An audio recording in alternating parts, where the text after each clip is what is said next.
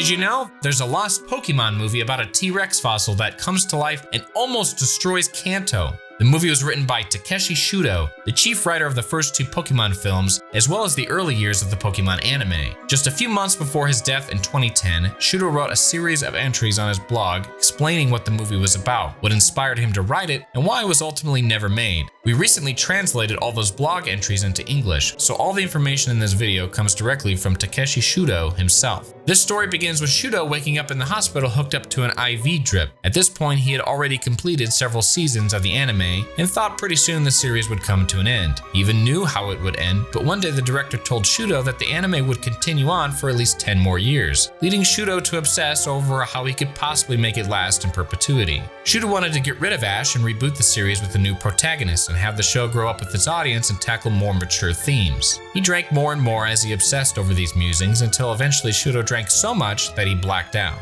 When he woke up in the hospital, he felt completely alienated from the nurses treating him. They were all girls in their 20s, and by now Shudo had aged into a 50-year-old man. They treated him like he was ancient and that he found it impossible to have any real conversations with them. He felt depressed, alone, and worst of all to him, old. Shudo thought to another time he had blacked out and woke up in a hospital bed, back to when he was a younger man of 38. After recovering back then, he took all his nurses out for drinks and tried to romance the one he thought was the prettiest, even staying up until 4 a.m. talking to her on the phone one night. When he was younger, the nurses found him charming and thought his job as a screenwriter was exciting. He was such a heavy drinker that he found himself in the hospital on a pretty regular basis. So regular, in fact, that in the middle of the story, he offered his readers some pro tips, like to make sure you always buddy up to the head nurse so she'll direct her subordinates to give you the best care. He says one time he even attended a Pokemon script meeting with an IV needle in his arm. But now his youth was spent and those days were gone. He wrote, "They didn't treat me like a man exactly, more like an uncle. There was also an apprentice nurse who acted like I was in elder care. They were certainly kind, but it was the sort of kindness that makes you stand up and offer your seat to an old man on the train.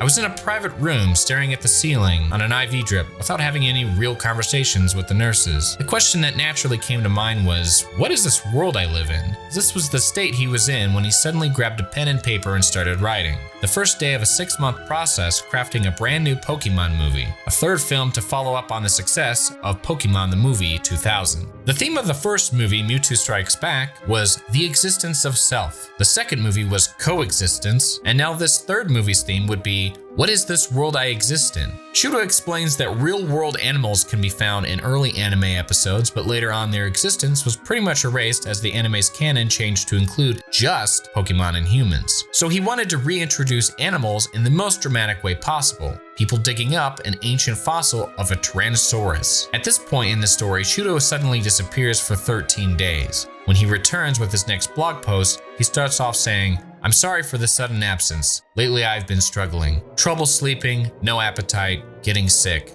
Then I fainted while I was on the computer. My body was on the road to recovery last year, but suddenly fell into a tailspin." Okay, let's pick up the story where we left off. Shudo continues. The discovery of the Tyrannosaurus fossil sends Kanto's scientists into an uproar as they question what it could mean for their understanding of the world they live in. He likens it to when humans in the real world found out the Earth was round, or what Charles Darwin's theory of evolution meant for human existence. He writes, "Is there some great secret to this world's very existence? With the discovery of the Tyrannosaurus fossil, people begin to wonder about the world in which they live. But there's no time to waste thinking about it because a blue light appears in the eye of the Tyrannosaurus fossil and it starts to move. It's headed somewhere. It doesn't care about the human world or the wild world of Pokemon in its path. It crosses rivers and oceans in a straight line. Anything that gets in its way is crushed. The Tyrannosaurus just keeps making a beeline for who knows where, destroying everything in its path. Eventually it reaches Pallet Town and stomps Professor Oak's lab into dust, leaving Oak just stammering, "I knew this day would come, but I don't know why it's happening. I knew this day would come."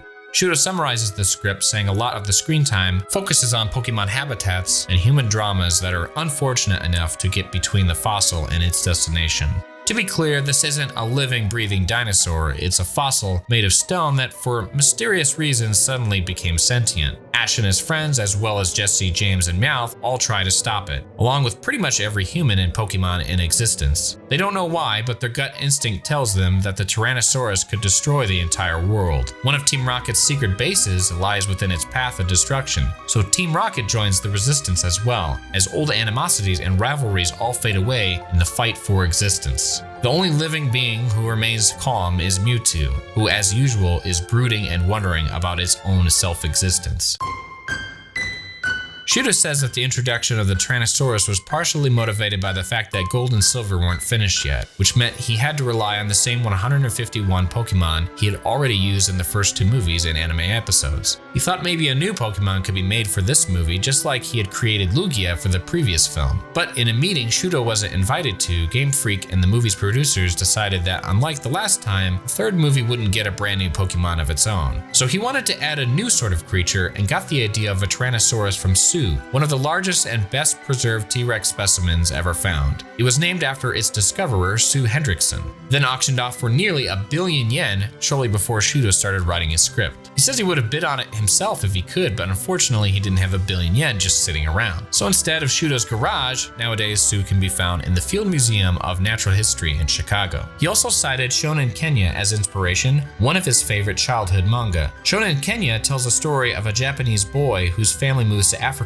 during World War II. The British kidnap his father, so he has to go on a series of adventures to get him back, including one adventure where he gets chased by dinosaurs. Shudo poured his heart and soul into the 3rd Pokemon movie, but in the end it never got made. He said it took me 6 months after leaving the hospital to write it, but ultimately the script got rejected. The reason wasn't that it would destroy world building of Pokemon, or that it was confusing, or that it had a heavy theme. The reason they gave me was that a story where an inorganic object becomes conscious and starts moving wouldn't be a hit. I was in no mood to talk. After all, I had been working on this script for almost half a year. I went back to Odawara and drank a lot of sake. The film's director, Kunihiko Yuyama, just didn't have the confidence in Shudo's movie. Yuyama worked on a similar film a few years earlier about a car that gains consciousness and runs amok, which failed to meet financial expectations. Shudo was confident in the quality of his script, but he couldn't guarantee its success at the box office. He felt an extraordinary weight on his shoulders as he walked around Tokyo and saw countless street merchants selling Pokemon merchandise, most of it unlicensed and handmade. He figured a lot of the knockoff Pikachu dolls were probably stitched together at home by the city's poorest and most desperate residents. If the next movie flopped, the Pokemon Company would take a hit, but ultimately they'd be just fine. However, it was the street vendors selling pirated goods and their families that relied on them to bring home the bacon who'd get hit the hardest. Considering the demands of his superiors as well as the plight of the pirates, Shudo reluctantly scrapped the script. In the end, Shudo would co-write a completely different script with Hideki Sonoda. Game Freak and the film's producers approved 4 Pokemon from Gold and Silver to be included in this new script, with 2 of them being Entei and Unknown. So they wrote a story around them that eventually became The Spell of the Unknown. Although she's called Molly in the English version, the Japanese movie's main character is a young girl named Mii, who Shudo named after his daughter. He said, "My daughter was born when I was 45 years old, which means that by the time she reaches adolescence, I'll be an old man. I might even be dead. So I decided to make this film a little present for my daughter." The producer and the staff didn't know anything about it. As for the ending of the Tyrannosaurus script, Shudo purposefully left it a mystery. The fossil spends most of the movie stomping in a straight line, so the big question is, where exactly has it been going this whole time? At the end of his post, Shudo tells his readers, and the place where the Tyrannosaurus fossil finally stops is, well, I don't think I'll tell you actually. He goes on to say he'll publish a small novel with more information at a later date, just as he had done for the first 2 movies. It would have been volume 3 in the animation series, books Shudo wrote with extra lore and information not seen in the movies or TV show. But tragically, he collapsed in the smoking area of a Nara railway station 8 months later and died at a hospital shortly after, so the novel was never published. His death was caused by subarachnoid hemorrhage, which is essentially a brain bleed most likely caused or at least exacerbated by a lifetime of heavy drinking and smoking. And what eventually became of Shudo's lost Pokemon movie and where it ended up after his death remains a mystery even to this day. Did you know there's also a Lost Pokédex from 1996 that we fully translated into English? Click the video on the screen to check that out, and if you enjoyed this video, do us a favor and leave us a like. A special thanks to Dogasu's Backpack, whose article on Shudo's blog inspired us to make this video. And assuming if you like Pokemon Lost Media, you might like this video over on my channel about Pokemon Live the Musical.